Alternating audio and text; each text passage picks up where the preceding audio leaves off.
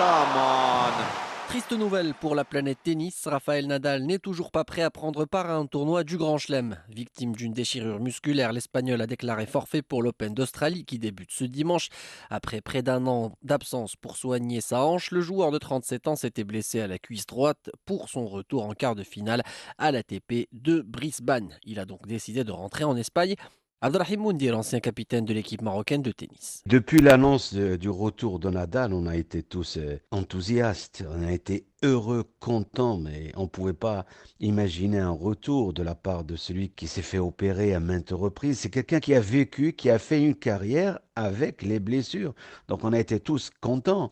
Et après, quand il arrive en Australie pour commencer la compétition, eh ben, il fait un excellent tournoi parce que malgré la défaite, il rate quand même 3 balles de match.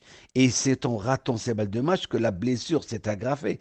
Je suis sûr et certain que s'il avait gagné ce match, il n'aurait pas senti de douleur. Et malheureusement, c'est comme ça.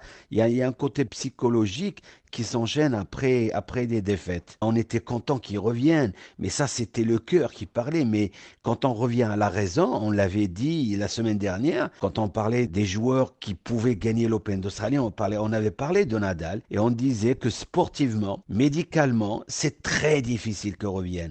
Et là, c'était la raison. On parlait pas avec le cœur. Mais quand on parle du cœur, ben, on s'imagine que Nadal a 10 ans de moins, que c'est le Nadal qui arrive à surmonter les blessures, qui arrive à surmonter les problèmes, qu'ils soient psychologiques ou physiques. Mais non, c'est quelqu'un qui a 37 ans aujourd'hui.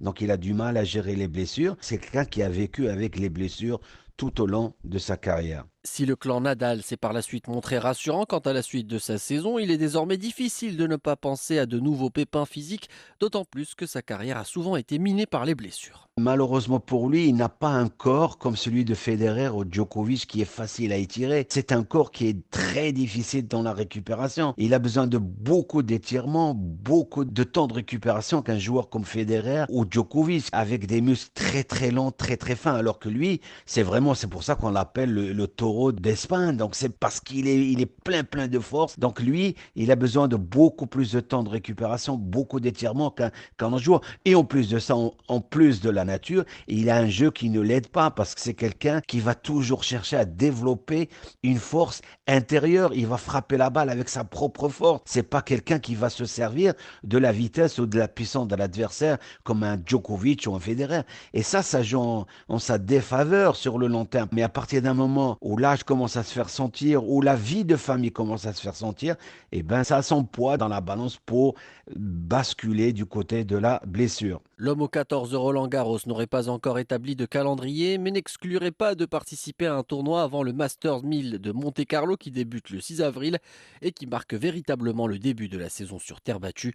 Entre-temps, il pourrait vite reprendre le chemin des entraînements. L'entraînement et la compétition, c'est deux mondes différents. Même si nous, en tant qu'enseignants, on dit que le champion traite l'entraînement comme la compétition, et il faut le faire, sinon il ne peut pas être numéro un mondial.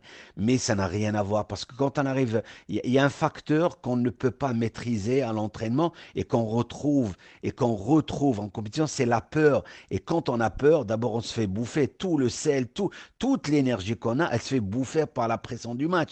Donc c'est un facteur qu'on ne peut pas maîtriser. Donc il avait besoin de beaucoup de compétition pour avoir un jugement, pour porter un jugement plus ou moins proche de la réalité. Cette saison 2024 commence donc de la pire des façons pour un Rafael Nadal qui espère briller à nouveau. Pour l'heure, sa saison ressemble fortement à une tournée d'adieu. Quand on avait suivi le tournoi de la Laver Cup organisé par Federer, et quand on avait fait commenter le dernier match de Federer en tant que joueur, eh ben on a vu Nadal pleurer. Et là, on avait annoncé que Nadal avait fait ses adieux au tennis mondial en même temps que Federer. Qu'on le veuille ou pas, qu'on l'accepte ou pas, depuis ce jour-là, Nadal n'est plus le même parce qu'il n'avait plus rien à prouver à tout le monde. Parce que le seul avec qui il avait des défis, même si je ne dis pas qu'il n'a pas de défis avec Djokovic, mais non, mais c'est comme ça. C'est son ennemi, ami.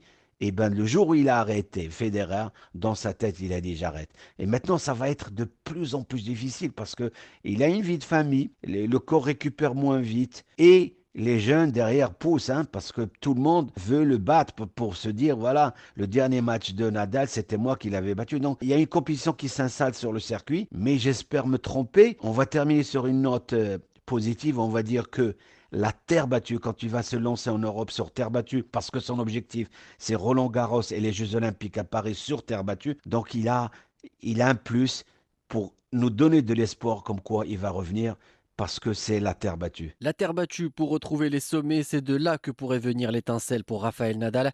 L'Espagnol, vainqueur de 20 titres du Grand Chelem, espère offrir une dernière surprise à ses fans avant de penser à une éventuelle fin de carrière.